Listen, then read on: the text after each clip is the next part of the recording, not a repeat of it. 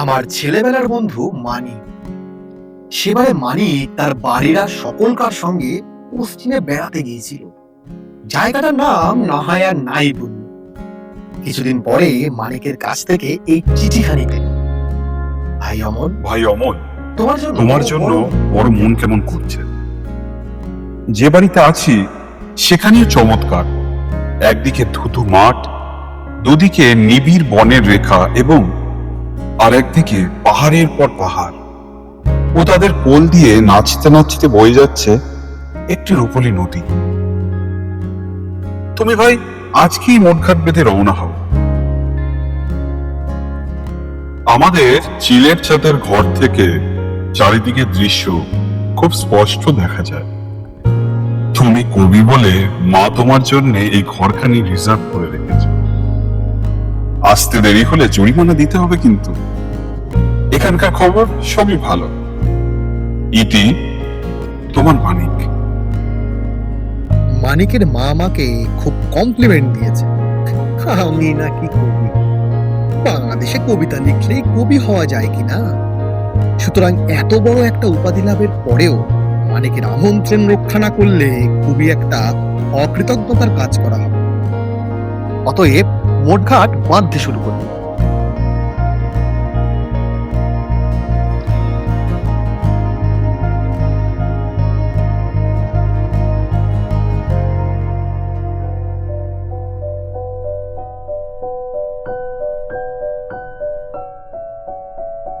হেমেন্দ্র কুমার রায়, প্রকৃত নাম প্রসাদ দাস রায়।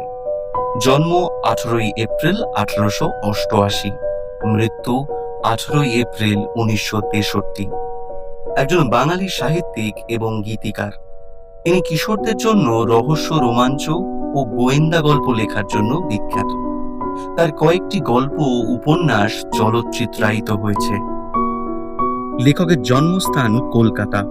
তিনি মাত্র 14 বছর বয়সে সাহিত্য চর্চা শুরু করেন। 1903 খ্রিস্টাব্দে বসুধা পত্রিকায় তার প্রথম গল্প আমার কাহিনী প্রকাশিত হয়। সাপ্তাহিক নাচঘর 1331 বঙ্গাব্দ পত্রিকাটি তিনি সম্পাদনা করেছিলেন। এছাড়া মাসিক পত্র, রঙ্গশাল প্রভৃতি কয়েকটি পত্রিকার সম্পাদনার সাথেও তিনি যুক্ত ছিলেন। ছোটদের জন্য তিনি 80টিরও বেশি বই লিখেছিলেন। এর মধ্যে কবিতা, নাটক, হাসি ও ভূতের গল্প, অ্যাডভেঞ্চার ও গোয়েন্দা কাহিনী, ঐতিহাসিক উপন্যাস সবকিছুই ছিল। আজকের গল্প হেমেন্দ্র কুমার রায়ের কিশোর ভৌতিক সমগ্র থেকে নেওয়া চিলের ছাতের ঘর।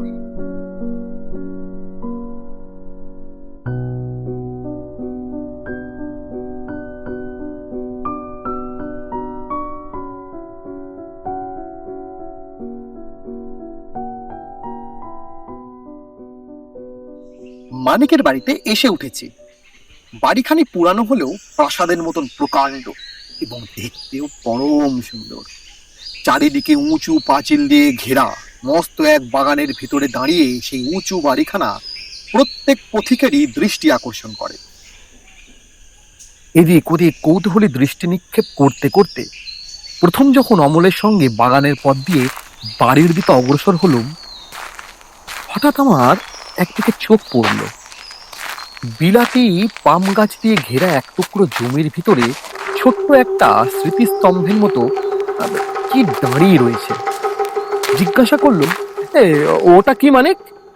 মানিক বললে, কবর। কবর? ওই হ্যাঁ, এই বাড়িখানা আগে এক সাহেবের ছিল। তার মেয়ে মারা গেলে তাকে এখানেই কবর দেওয়া হয়। এমন সময় মানিকের কুকুর লিলি মনিবের সাড়া পেয়েই সেইখানে এসে হাজির হলো। তারপরে রেগে গড়গড় গড়গড় করতে লাগলো। দেখলুম সে কবরের দিকে তাকিয়ে গর্জন করছে, কিন্তু কবরের দিকে তাকিয়ে আমি তো কিছুই দেখতে পেলাম না। বললাম, মানিক, তোমার কুকুর কি দেখে খেপে গেল? মানিক বললে, জানি না ভাই, লিলি ওই কবরটাকে দেখলেই খেপে যায়, যেন সে হাওয়ার সঙ্গে লড়াই করতে চায়। আমি বললাম, না মানিক, ও তো লড়াই করতে চায় বলে মনে হচ্ছে না। ওকে দেখলে মনে হয় ও যেন মহা ভয়ে পাগল হয়ে গেছে। মানিক হেসে বললে, যাতে আর নামে বিলেতি হলেও লিলি আমাদের কাছে এসে হিন্দু ধর্ম অবলম্বন করেছে। হিন্দুর বাড়িতে খ্রিস্টানের কবর বোধহয় পছন্দ করে না। হুম, থাকো কথা। চলো চলো, তোমাকে ঘরের দিকে নিয়ে যাই। বাড়ির ভিতরে ঢুকলো। যেমন প্রকাণ্ড বাড়ি, তেমনি মস্ত মস্ত ঘর। সেসব ঘরের অবস্থা এখন ভালো নয়।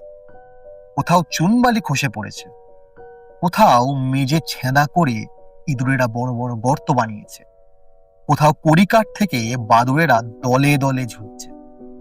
মানিক বললে, এই মেরুয়াদের দেশে কুসংস্কার বড় বেশি। বোধহয় ওই কবরের ভয়েই এই বাড়িখানা এতদিন কেউ ভাড়া নিতে চায়। আমি বললুম, বসত বাড়িতে আমিও কবর টবর পছন্দ করি না। জীবন আর মৃত্যুর কথা একসঙ্গে মনে পড়লে বেঁচে সুখ পাওয়া যায় না। মানিক বললে, আমরা কিন্তু আজ 3 হপ্তাহ ধরে এখানে খুব সুখেই বাস করছি। কবরপুরে উঠে কোনোদিন কোনো মেম পত্নী আমাদের সঙ্গে ভাই গল্প করতে আসেনি। নাও এখন উপরে ওঠো, চলো ঘর দেখবে, চলো। চওড়া এক কাঠের সিঁড়ি বেয়ে উপরে উঠতে লাগলো। এক সময় এই সিঁড়ি যে দেখতে খুব চমৎকার ছিল, এখনো তা বেশ বোঝা যায়। কিন্তু আজ এই সিঁড়ি এমন জীর্ণ হয়ে গেছে যে আমাদের পায়ের চাপের যন্ত্রণায় যেন আর্তনাদ করতে লাগলো। চিলের ছাতের ঘর বলতে আমরা যা বুঝি, এখানে সেরকম নয়। এ ঘরখানা নতুন ধরনের। এ শ্রেণীর ঘর প্রায়ই খুব ছোট হয়, কিন্তু এ ঘরখানা বেশ বড় সড়ো। এর একদিকে কাঠের সিঁড়ি উপরে এসে উঠেছে এবং তারপরেই ঘরখানা শুরু হয়েছে। 3 দিকে সারি সারি 12টা লম্বা চওড়া জানালা ও ঘরের ম্যাটিং মোড়া মেঝের উপরে কতকগুলো পুরানো sofa, coach, chair, dressing table, washing stand এবং একখানি মস্ত বড় লোহার খাট। সিঁড়ি ছেড়ে ঘরের মেঝেতে পা দিয়ে কেন জানি না আমার মনে হলো এই জায়গাটা যেন খালি নয়। এখানে যেন কি একটা অদৃশ্য ও বিভৎস রহস্য একান্তে অনেকদিন ধরে গোপনে বাস করছে। সঙ্গে সঙ্গে কেমন একটা অজানা আতঙ্কে আমার সারা মন আচ্ছন্ন হয়ে গেল।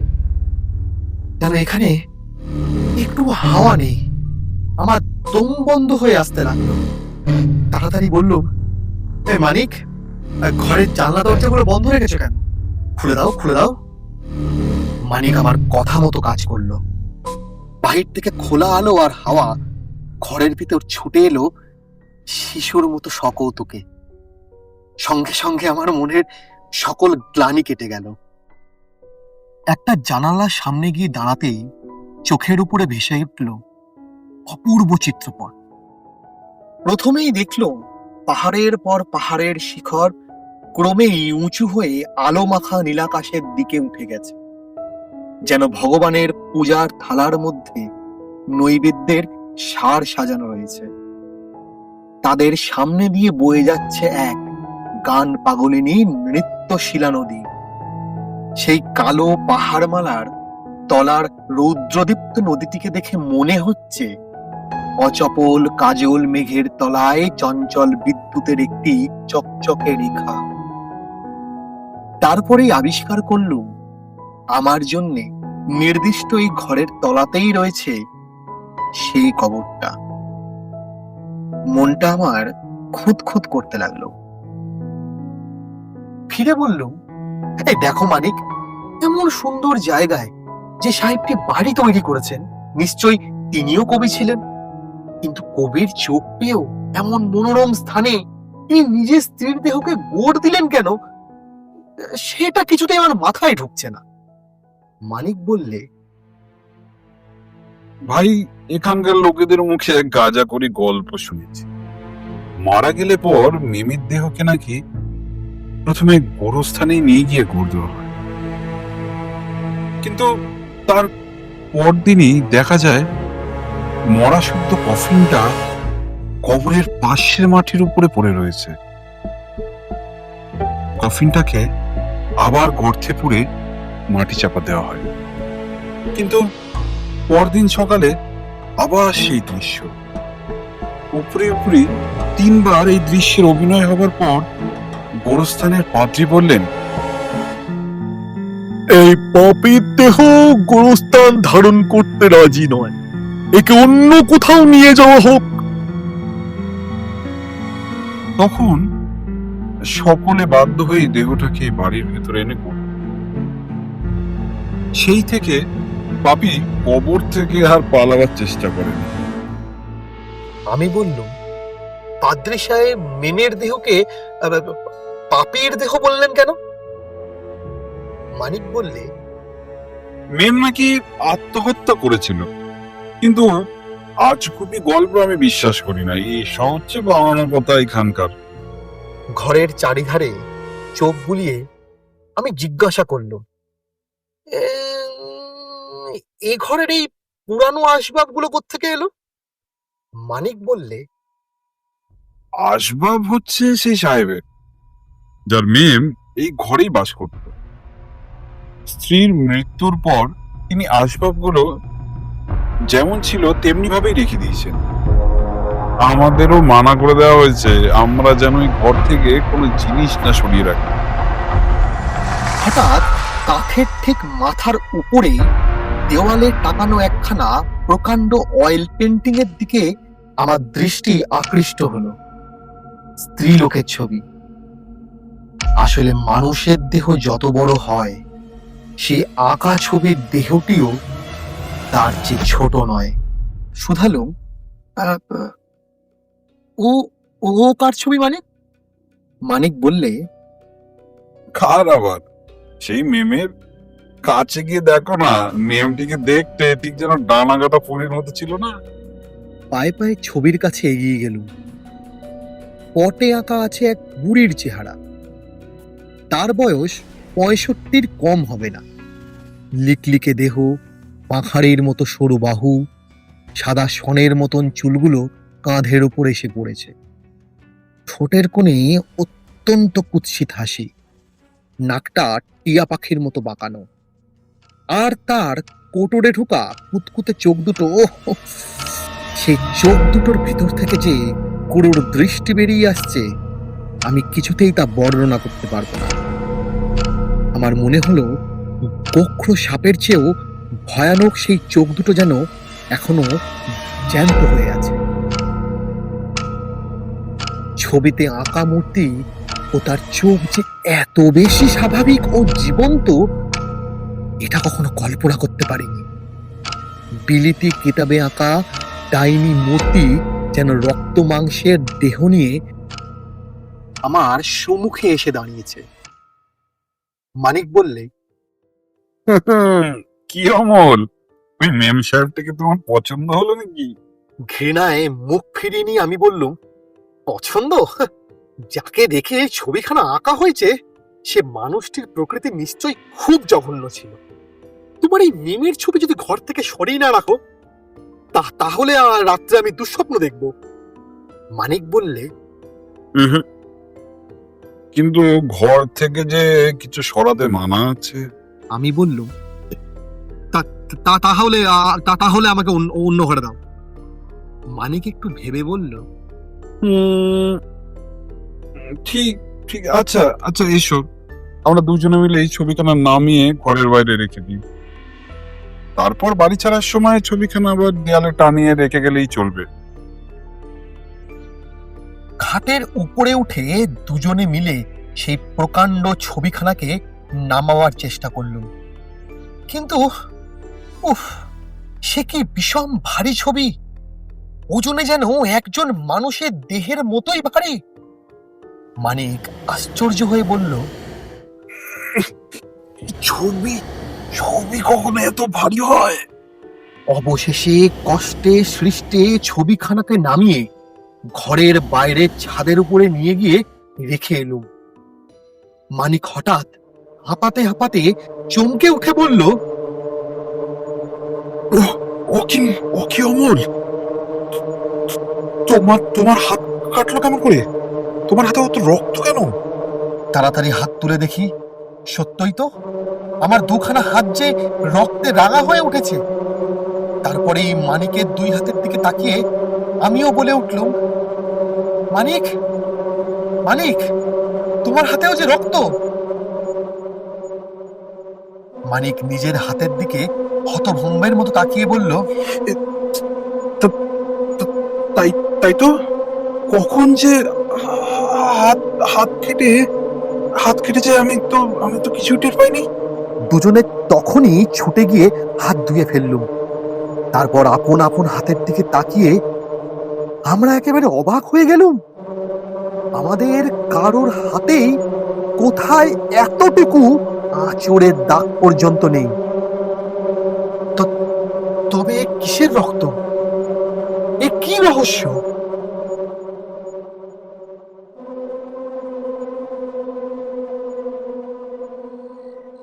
সে রাত্রে চাঁদের আলো এসে বাইরের অন্ধকারের সমস্ত ময়লা ধুয়ে দিয়েছিল এবং দূরের নদী, পাহাড়, বনকে দেখাচ্ছিল ঠিক পরিস্থানের স্বপ্নময় দৃশ্যের মতো। সেই দিকে মোহিত চোখে তাকিয়ে তাকিয়ে কখন যে ঘুমিয়ে পড়লুম কিছুই বুঝতে পারলুম না। আচম্বিতে আমার ঘুম ভেঙে গেল। কি জন্য ঘুম ভাঙলো সেটা বুঝতে পারলুম না বটে, কিন্তু এটা বেশ অনুভব করলুম ঘরের ভিতরে নিশ্চয়ই কোনো একটা কিছু অস্বাভাবিক হয়েছে। ধর্মরিয়ে বিছানার উপর উঠে বসে চেয়ে দেখি কালো মেঘের চাদরে চাঁদের মুখ ঢাকা পড়ে গেছে। ঘরে ঘুটঘুটে অন্ধকার,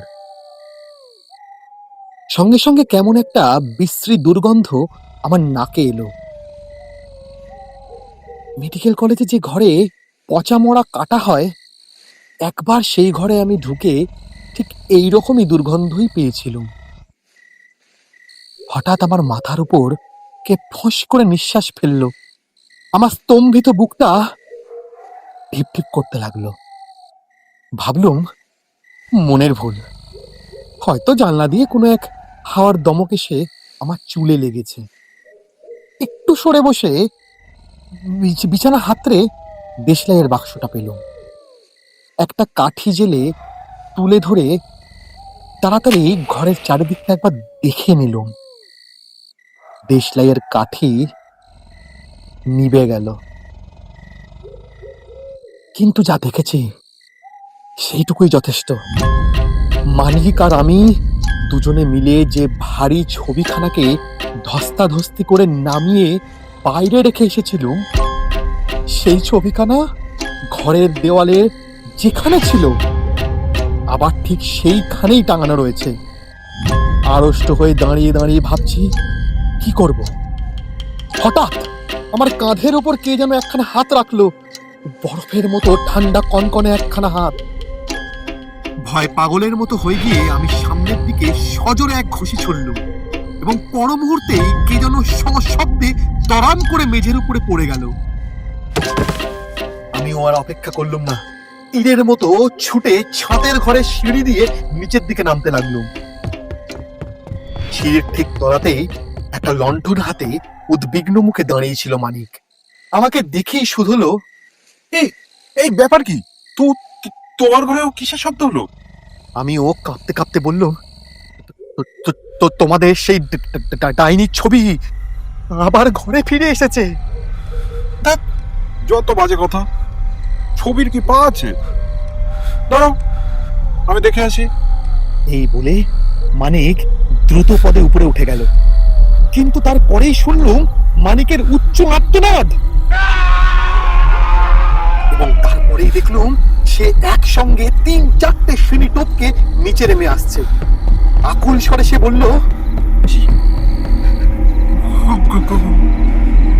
ঘরের ভেতরে পচা মোলার গন্ধ আর খড়ের মেঝেতে উপর হয়ে পড়ে আছে একটা বুড়ির পচা মোলা গলা। হঠাৎ আমার নিজের গায়ের দিকে নজর করলো। আমার কাঁধের উপর একটা রক্তের ধারা গা বয়ে নেমে আসছে। এই কাঁধে সেই বরফের মতো ঠান্ডা হাতে স্পর্শ পেয়েছিল।